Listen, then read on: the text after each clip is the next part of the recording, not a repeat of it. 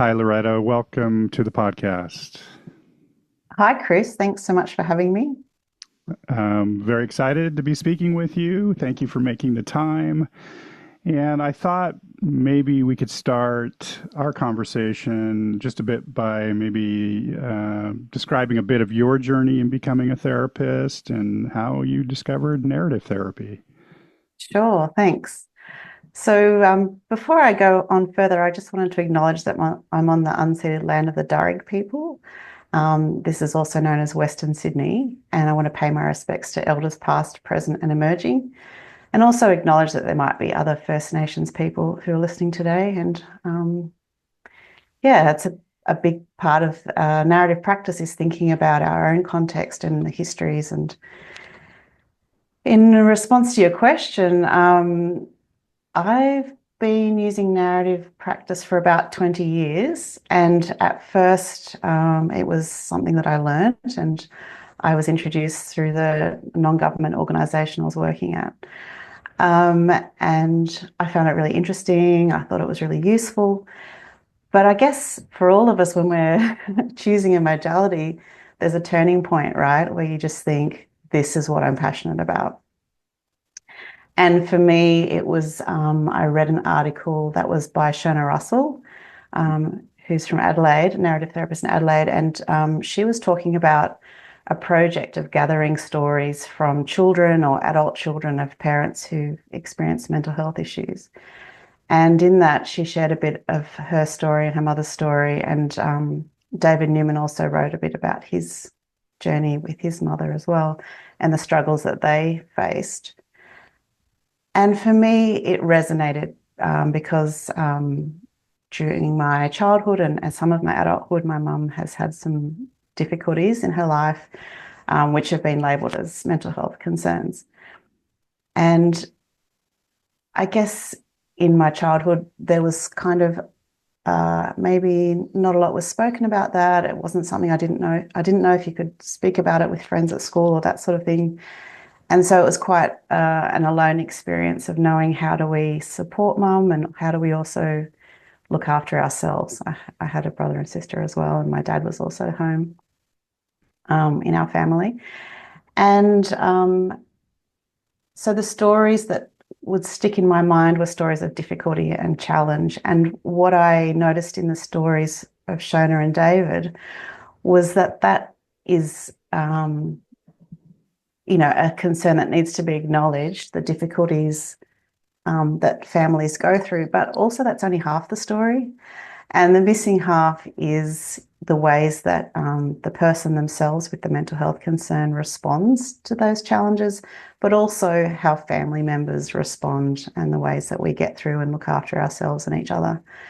And so that really brought a new perspective. It had me thinking about not just the difficult times, but all the amazing things that my mum was doing and is still doing, her connections with community, her compassion for others, always inviting older ladies who were a bit isolated in the community over to our house. We always had people living with us at different periods, and she was involved at my school in the canteen, even though she didn't feel very confident in that. So just all these ways of connecting. And the more I thought about those things, the more it kind of made space for more and more stories of the ways that she loved and cared for us and others. And it was just a real time of me contemplating that and also thinking about what she was up against. Because in another article that Shona wrote, she was speaking about the time and place of her mother's experience.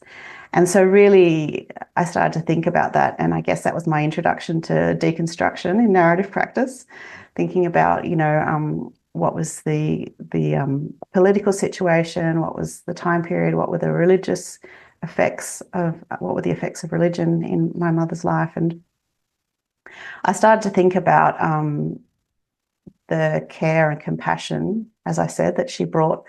And then that got me thinking about my grandmother and other family members. And so, typically, I guess some of us have heard a bit about genograms and the way you can trace problems through families and relationships and things. And so this was something different. This was starting to trace like a legacy of care, a legacy of compassion, thinking about the strong women in my family. And so that was a bit of an antidote to some fears I had growing up about what if I inherited mental health issues, so to think, oh, I could inherit care and compassion and much more exciting. And then I started to think, well, if this affects me, and I started to share it with my mum as well, and it was supportive of our relationship, I thought, why would I not use this with people that I'm meeting with? That's great. So I think, yeah, I think if whenever you're learning something new, I think it's our ethical responsibility to try it out on ourselves before we go out and use it with other people. So, Yeah. Okay, so you have a new book out. mhm. Thank you for that. But Honoring Resistance and Building Solidarity, Feminism and Narrative Therapy, or Narrative Practice. Yeah, yeah. And I'm wondering if you, maybe we'll start with, could you describe how feminist principles shape your approach to narrative practice, and what are some of the key distinctions, as you see it, between traditional, or I'm calling traditional narrative therapy, and maybe Yeah. more of a feminist narrative therapy? I guess the story that I just shared really flows into my work. Narrative therapy and feminism are really interested in the context of people's lives. What are the social and political contexts of where problems are existing? How are problems created? How are they sustained? And so for me, narrative therapy and feminism is very much linked. I don't see them as separate. I mean, there's a beautiful book, a memory book for the field of narrative practice, which is edited by Cheryl White, where she speaks about the history of how narrative practice emerged and the importance of feminism and, other things like queer theory and ideas about the effects of culture and racism and all those sorts of things, how those have all been key factors in the emergence and the development of narrative practice. And so in that, she shares about how she and Michael White and Ann Epstein and David Epstein were really grappling with feminist ideas and what this meant for the field of family therapy right from the 70s and 80s, when narrative practice was emerging. So for me, they're very much linked. And one of the key principles, I suppose, is that people suffering, that we're hearing these stories of suffering, that they represent social issues. We're not thinking about this as a person with a problem. We're thinking about, what is it in society that's contributing to this problem, and how can we make that visible in the questions that we ask. I'm also really interested in the small steps that people are taking to respond to the problems they're up against, and also the people in their networks, their family, their social networks, how they're responding. And I'm influenced by Michael White and also Alan Wade in that. And also Angel Ewan has written some really beautiful articles about the really small steps that even children are making that might not be visible in the first telling of the story. And we have to be really intentional in asking about the ways that people are responding. Um, yeah. Yeah. So for me, they're very, very linked. Yeah.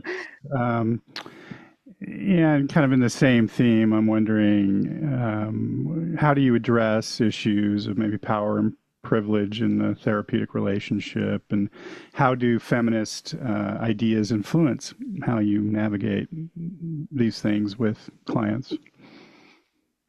I guess another principle of narrative practice, which for me really connects with these questions about feminist ideas, is questioning the power of the therapist and the idea that the therapist is the one with all the knowledge, that they're the expert. And so right from the very beginning, how can we situate ourselves as not being the center of whether it's counselling or community work, how can we look outwards with the person to their support networks, to their family, to their community, to what they're already doing, the ways they're already responding, rather than, oh, let me teach you some skills.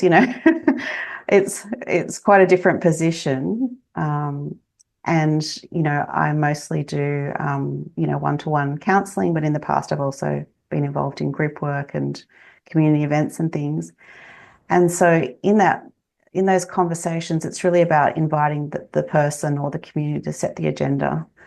Um, asking them, is what we're talking about important to you? Is this what you wanted to speak about today? Because I can get quite excited by something someone says, and I'm like, oh, this would be Same. such a cool remembering conversation right now. But I need to slow myself down and check in. Oh, I'm so interested in what you said about, your grandmother or your neighbor. Is that would you like for us to talk about that a bit more? Or were you wanting to get back to what you were saying about this other thing? Just to kind of rein in my own excitement, but also I'm curious about how would somebody say no to me when, so how do we make it possible for people to let us know if we're off track? So I think we have to have that conversation from the very beginning about, I will be checking in with you and I'd really love to hear feedback on how things are going. Because I guess people are coming to us because they think that we do know something about something. And so it might be hard for them to say, oh, I'm not really sure where we're going in this moment. Right. I guess I also try to be aware of my own privilege. I'm a white middle class person. I'm fairly educated. I don't experience discrimination when I go for a job interview based on my appearance or my name or any of those things. And so I also try to think about how do I educate myself about other people's experiences so they don't have to spend all their time training me. But also, so there's that mix of looking stuff up for myself, but also showing people that I'm willing to hear their experience and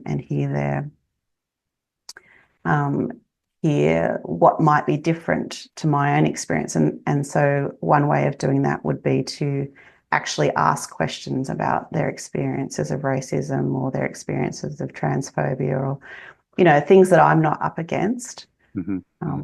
How could I let somebody know that I'm a safe person to speak to? And how can I check that their experience of speaking with me was safe, Right. Yeah. Great. Kind of continuing the theme, I guess I'm wondering, you did mention about feminist narrative practice, Mm, challenging or with an understanding of like the problems are created in a larger cultural, social context. yeah. And I'm wondering if you could maybe share some examples of how this plays out with your work and with your clients, Mm. people who seek your help. I find it really exciting to ask questions that invite people to look at a problem that's very familiar, very tired. They've probably been grappling with this for years, and to look at it from a fresh angle. And so I feel like deconstruction questions where we're wondering about the history of problems, the history of ideas in society, the history of structures that, are oppressing people or holding up these dominant ideas. Um, Asking about that can really bring something fresh to the situation and it can emerge like, my conversations are conversations. I try not to like jump up on the podium and lecture, Right. that this is not everybody. I work across different parts of Sydney and not everybody has been to university or they might not use language like patriarchy. So I feel like how can we ask questions that make sense to people and are approachable? And so if they're telling a story, I'd just bring some questions to that, some wonderings. An example that comes to mind is that from a number of years ago, a woman I was meeting with who was parenting on her own. She had two toddlers and she came in to see me one day. She catches public transport. She said, I was at the shops yesterday at our local shopping centre and it was so humiliating. My son he was a toddler, he had a tantrum and this older woman came up to me and just said, oh, if he was mine, I'd slap him. And she said, oh, I was so embarrassed. Like, she was basically telling me I was doing a crappy job of parenting and and she said, I'm just never going to go back to that shopping centre again. So, I mean, that's one option, never go back. But what would that mean for her to get her groceries somewhere else when she's already, struggling on public transport with two young kids. And so we kind of started to think about what was influencing that woman's attitude. What was the story behind that? Like, what was the idea? And the idea was that mothers should be able to control their children at all times, and children's behaviour should be quiet and perfect in shopping centres, and it makes invisible, all the overstimulation of the shopping centre, the lights, the chaos. The kids might have been hungry, but it's also particularly, I was wondering, is there a historical context? Is there, so we were thinking about the age of the person that made the comment. Have parenting ideas changed over time? What the person I was meeting with, what are her particular values? Is she going to take up this advice of slapping her child? And she's like, no, like that's against my values, And we started to think also about gender, but I didn't use the word, well, let's think about gender. I just said to her, have you ever seen other women struggling in the shops, with a child who's crying or having a tantrum? And she's like, yeah, it happens quite often. And what are people's responses? And she said, oh, yeah, I have seen other people receive negative looks or, reproach from strangers and things. And I was like, oh, yeah, that must be really hard. Have you ever seen a dad in the shops, struggling with a baby that's crying or a toddler who's having a hard time? She's like, yeah, I have actually. I said, oh, what have you noticed? Is there anything similar or different? And she said, oh, now that you mention it, she said, I saw an old lady go up to this guy and she said, oh, you're doing such a good job, love. It's so nice that you're babysitting for your wife. And so we sort of thought about that. What does it mean that one person gets admonishment and one person gets praise? And then also it's this idea of babysitting, like if they're his children, in what way is this babysitting? So it just became a really interesting conversation where she sort of thought, oh, well, I don't agree with what that person said and I'm willing to kind of put that to the side and, live life on my terms and according to Didn't my have as values. much power after that conversation. Yeah, so the situation hadn't changed, but the way she viewed it had changed and the power had been taken out of it. Yeah. Another example I'm thinking about is a woman who was working in a government organisation, and I've mentioned her story in the book. Anna, she's given me permission to share her story. And she said that she'd left a job, a really lucrative and job that she was good at because of workplace harassment from a colleague. And it was a male colleague who had asked her out on a date and she'd said no. And then from that time on, he started a campaign of discrediting her in the organisation and spreading lies about her, sexual stories about her, sharing comments on Facebook, sharing comments in the staff room. And she took on the responsibility of fixing the situation. She felt like, I need to go and make peace with him. I need to go and sort this out. And when that wasn't possible, she left the organisation. But prior to that, actually, she went to HR and they didn't help her either. So when we were thinking about this, we were sort of thinking, how is it that she got invited into taking responsibility for this situation? And, what is it about the ideas in society that suggest to her that she should fix things? And so she kind of thought that women are trained up to, pacify men. She also was a little bit curious about this because she said, oh, I see myself as quite a strong woman. And, in other areas of my life, this is, I'm very, she was very competent in her work, but there was something about this situation that made it really difficult for her. And she was also we started to think about, like, what does it mean when it's a colleague who's doing these sorts of things? But it also had her thinking, there must be something wrong with me. What was I doing? Was I leading him on in some way? Because he said to her, oh, you were leading me on and it's all your fault. And so then it had her thinking that she should kind of modify her behaviour. Maybe she's too friendly.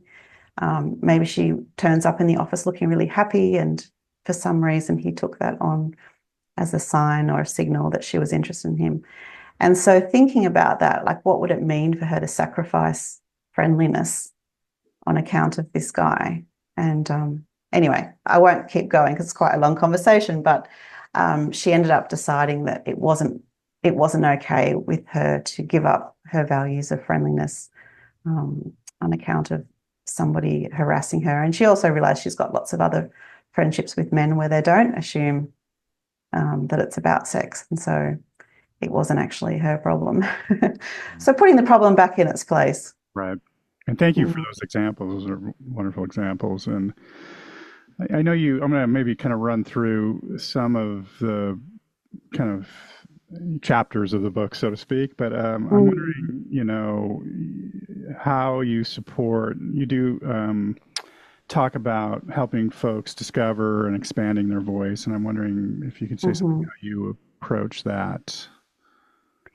Yeah, so I guess for a lot of people that I meet with, there's a history of sexual assault or physical violence, and there's been a lot of silencing. And so exploring a sense of having a voice is a significant part of the work. And I guess the very beginnings of that might be inviting them to tell their story in their own words, not in the words of the police report, not in the words of the psychologist, but, what was their experience of it and how would they name the problem or the things that they've been subjected to. Um, Another step in that process is acknowledgement. Something I love about narrative practice is that we are allowed to to say, I'm so sorry that that happened to you, or I'm really sad that you've been up against these things, or this isn't right that you've been sexually assaulted, um, as an acknowledgement and as a political statement, really, that violence is not okay. I know that in some modalities or some teachings, people have to be very blank faced or like, not, you know, I The can't blank slate. express it. Yeah, yeah, blank slate. Um, but, I've seen videos of Michael White where he's looking a little bit teary-eyed when someone's, sharing about the violence they've been subjected to or the continuous put downs and those sorts of things. And so something I've heard from some of the people I've worked with is like I'm asking like what was significant in our work together, or were there any aspects of feedback you'd like to offer and things like that. Sometimes people say the most important thing was seeing that you looked sad about what had happened to me. That made me feel like maybe I was worth something. And so I feel like that acknowledgement is really important. Um, but in terms of expanding their voice, like finding solidarity with other people, the woman Anna that I was just speaking about, she found connections with other women in her workplace, in her new workplace, and spoke to friends and other people too. And so I think that solidarity with others can be really significant. I would never tell people that they have to go and tell everybody their story. It's really an individual a choice that they have. But that they're not alone, I guess, is a really important thing. And sometimes I share with permission little pieces of other women's stories or other folks' stories. And that can be really significant for people to hear, like, oh, I'm not the only one that's been through this. And, what did that other person do in responding to, workplace harassment or those sorts of things? Um, and as I guess, a side effect of our conversations, often people will come back the next fortnight and say, oh, like I decided I wanted to speak to my partner about this thing I'd never told them about, or I decided I wanted to speak to a friend. And I just feel such a sense of relief because they were supportive and we might have even spoken about who would be a supportive person that you could speak to, because we know that not all friends and family are going to respond in ways that are supportive of the person. So that can be really important as well, That's taking great. care about Yeah. who you choose to share with. And the importance of acknowledgement. You reminded me that we do a lot of training at California Family Institute, and I have folks that are entering into our training listen to Mm. there's a radio program here in the States called the Moth Story Hour, and Mhm. there's a wonderful episode by a psychologist, and it's titled "What Can't Be Fixed," and she tells the story about one of her clients who had this battle with cancer, and Mhm. eventually it ended up, she ended up dying. But she tells a story about how she went to her bedside in the hospital, and Mm. her client said, you want to know what the most important thing you said to me in our 5 years working together, or whatever it was, and she said, when the cancer came back the third Mm. time, I'm sorry, everybody, spoiler alert. When the cancer came back the third time, and you just sat with me and you just told me that sucks. It was in that moment that was like the most important part of our time together. And that acknowledgement. So Mm. it's a really powerful story. I'm not doing it justice, but yeah, I'm getting goosebumps yeah. thinking Thank about it. you. Thank you for Yeah. yeah. Okay. Let's talk a little bit about trauma. I'm sure you work a lot, in that area, and I'm wondering if Mm. you could share some ways you co-research traumatic experiences that do not return to the site of trauma just to repeat the story. Mm. Um, right from the beginning of the session, if I know that someone wants to share a story of, assault or trauma, I would let them know up front that it's not necessary for them to speak about all the details of the story of what happened to them. That I'm going to be much more interested in asking about the ways that they've responded and the ways they got through that situation at the time, and then also how they're getting through in the days, months, weeks after. Um, because I think people are quite sort of trained into telling their story in particular ways, especially if they've reported it to the police or they've been to a mental health service. They can become quite used to having to tell the story in a lot of detail. And so um, that's why I think it's important to start at the beginning if I know that that's what they're going to be talking about. And just let them know this is the way I work. What does that sound like to you? If you want to tell me the stories, the detail, I'm willing to listen. It's not that I'm trying to shut the person down or silence them again. I think we need to be really careful about how we explain Okay. that. Um, but yeah, thinking again about Alan Wade, Michael White, Angel Ewan, really focusing on those responses.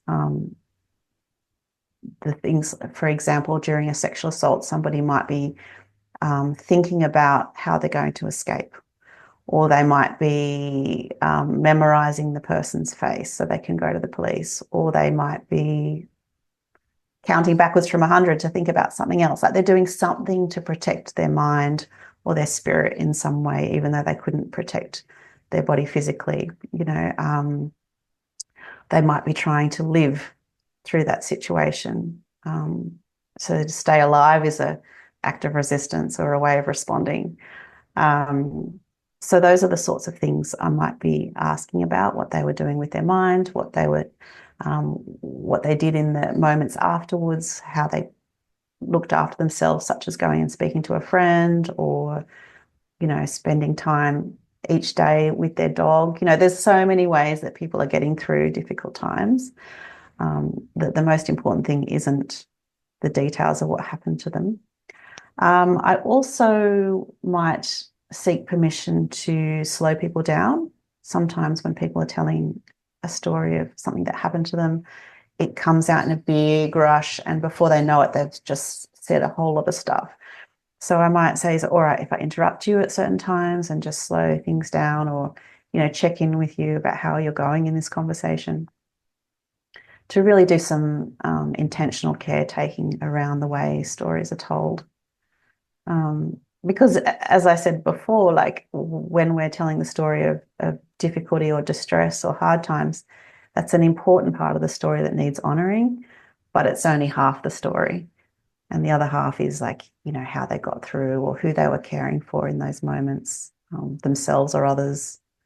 Often in stories of family violence, there'll be a young child who's trying to look after a sibling, or there'll be, I remember a, a woman who was telling me that when she was maybe about 8 or 9, there was a situation of where her mother's boyfriend was beating her up, and this had happened a lot.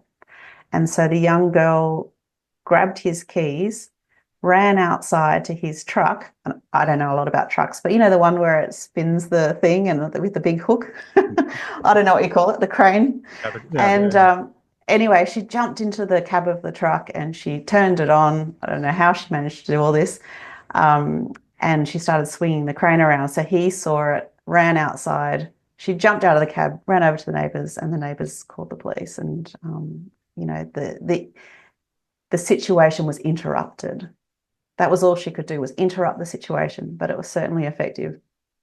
So she was pretty proud of that story. And it's quite a different focus, isn't it, to be thinking about how a 7-year-old or 8-year-old, however old she was, interrupted this really horrific event. Yeah, thank you for that.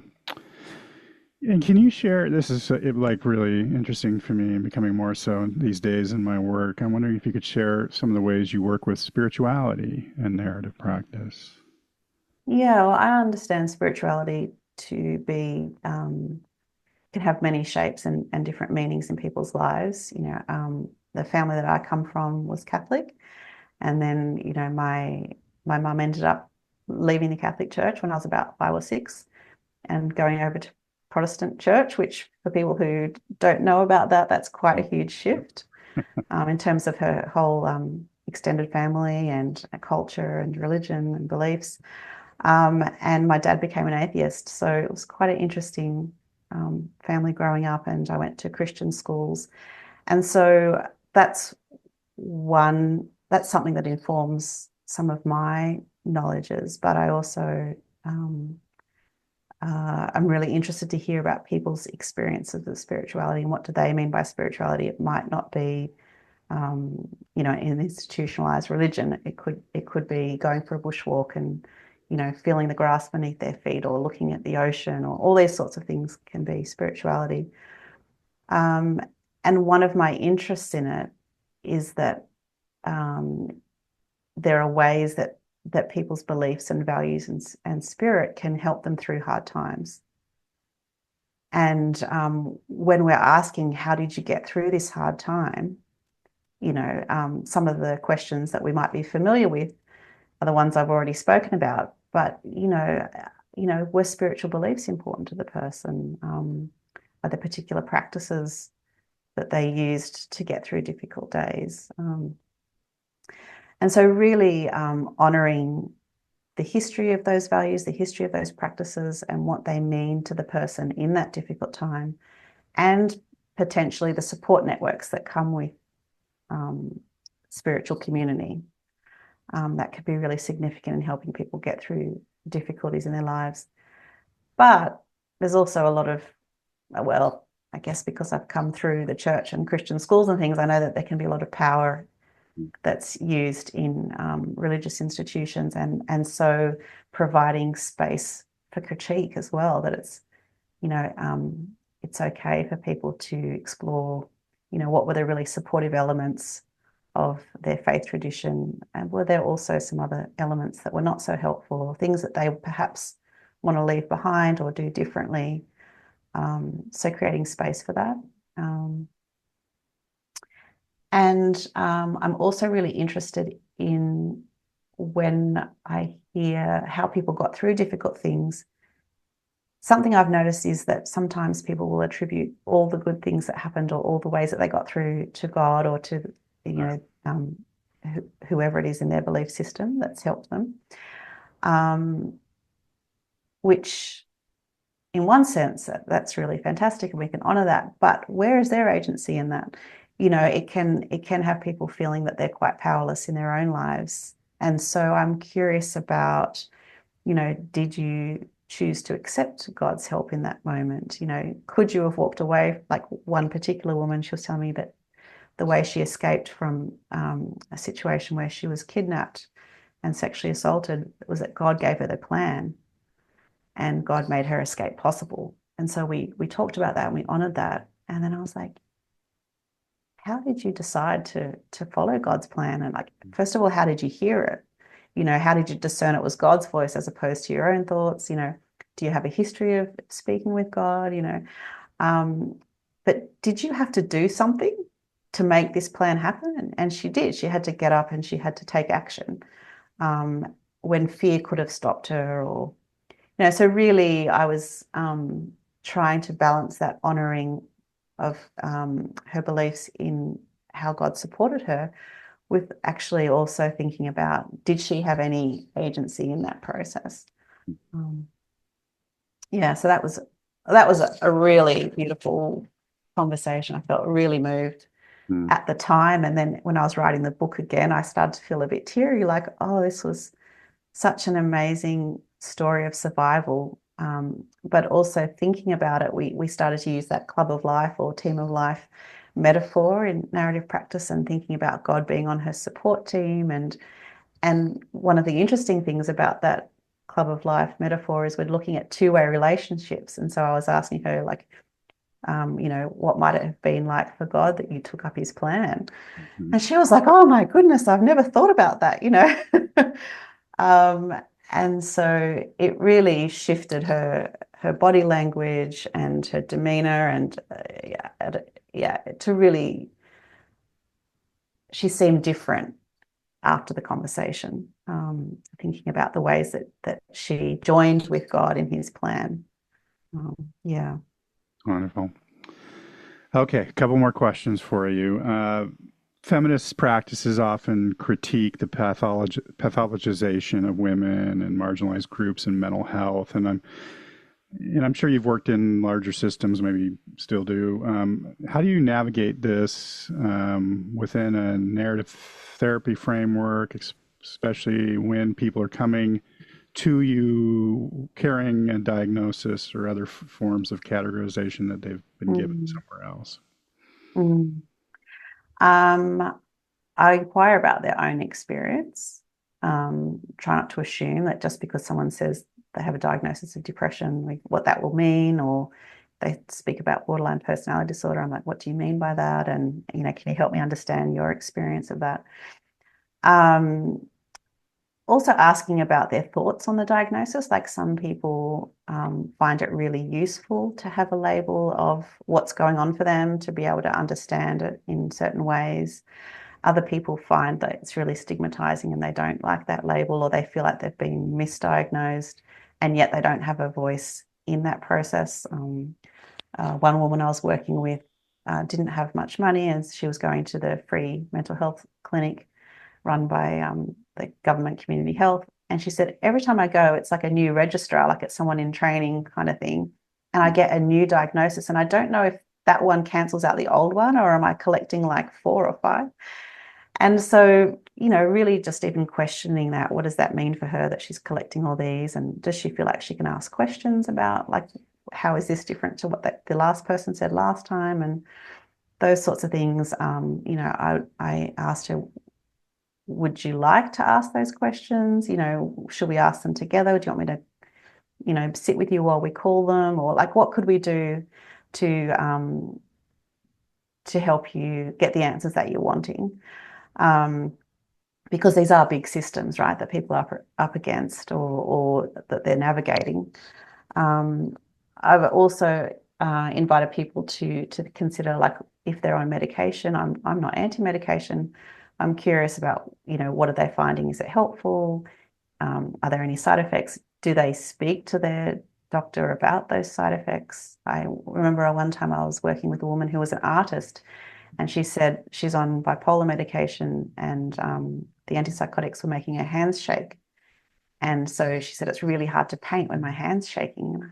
So I just asked her, like, have you talked to the doctor about that?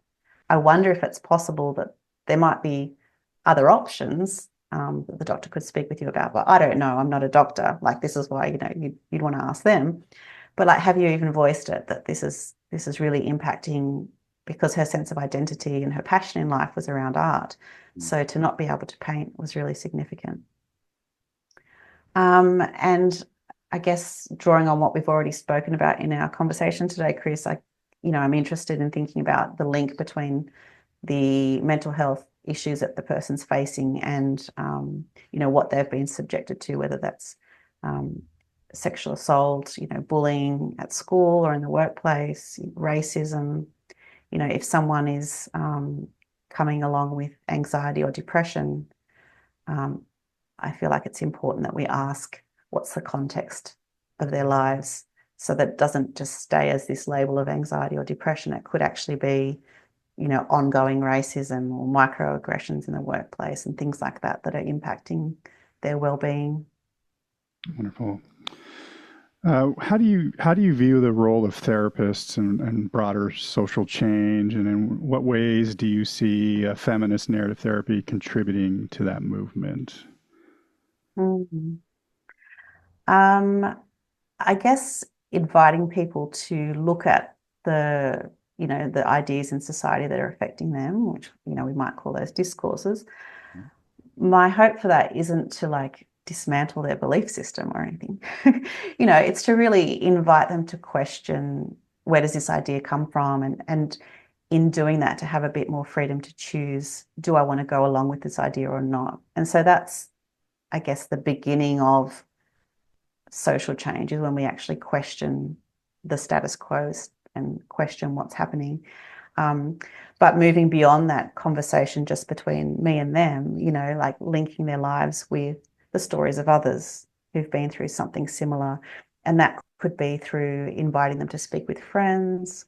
It could be asking them if they've heard about anyone else who this has happened to.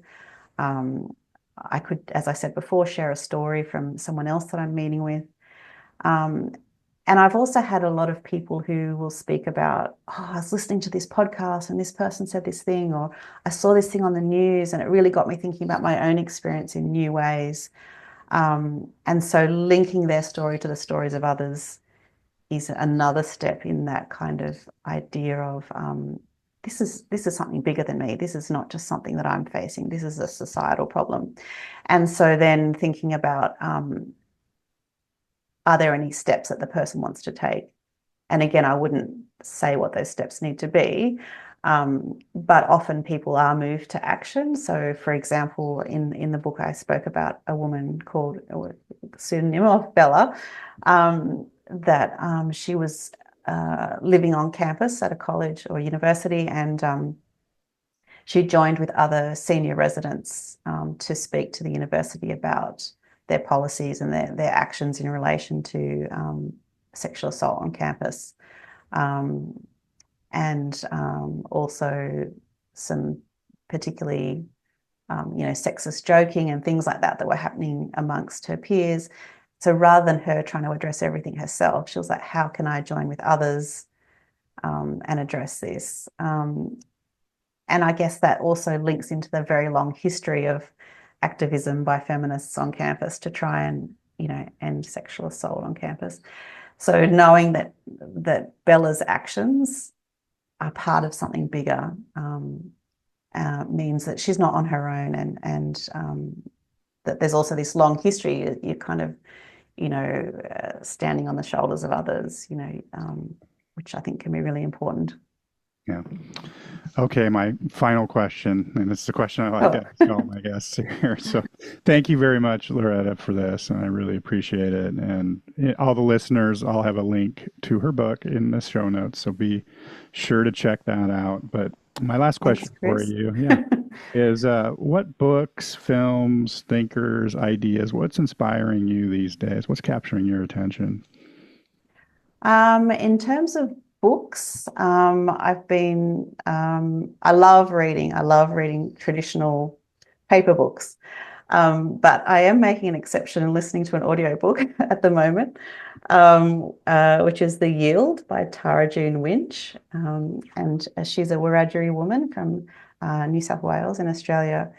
And the book it's a novel, but it's a really interesting setup that there's these three different voices through different time periods in the novel.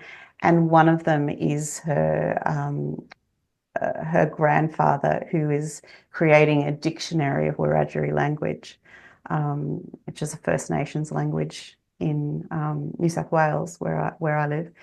And I'm on Darug country, but my family have all left Sydney and gone to Wiradjuri country. So for me, that I'm also interested in that.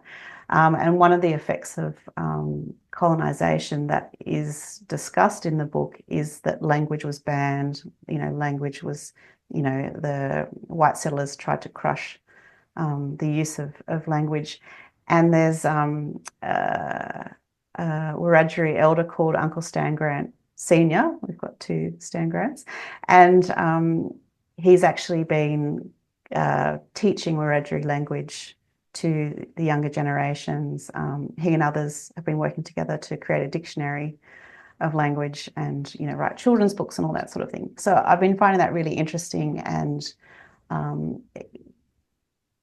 it can be really hard to look at the history of Australia, to face what's gone on,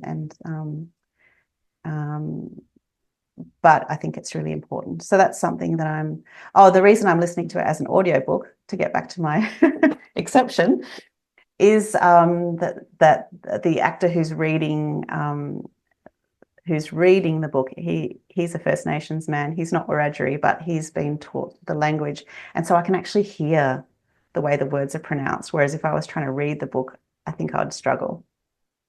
So that's been really lovely. And in terms of thinkers, I'm really interested in some of the younger folks that are coming through narrative practice and